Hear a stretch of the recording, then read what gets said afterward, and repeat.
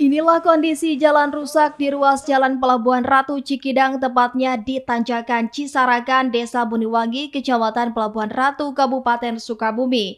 Seperti yang diketahui, Tanjakan Cisarakan merupakan salah satu tanjakan ekstrim dan sering mengalami kecelakaan lalu lintas.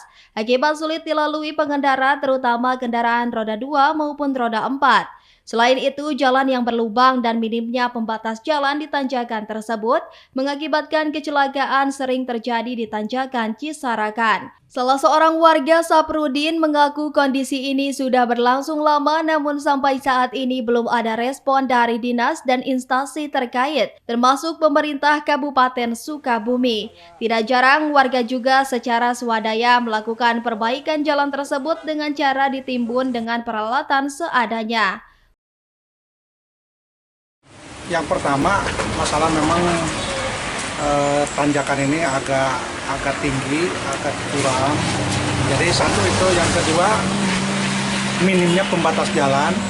Yang ketiga, jalan memang kurang begitu memadai, kurang begitu optimal. Jadi mohonlah perhatian, ada perhatian untuk perbaikan jalan.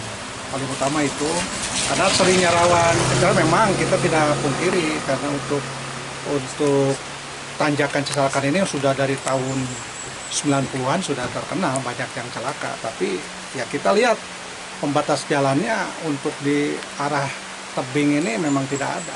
Ya belum diperbaiki, masih jalannya hampir sepanjang ini kan rusak, hampir rusak bolong-bolong lah gitu ya. Jadi kurang maksimal, ini kan jalur provinsi ini. Sebenarnya akses jalan ini akses jalan utama. Dari Kecamatan Pelabuhan Ratu, Kabupaten Sukabumi, Indra Sopyan melaporkan.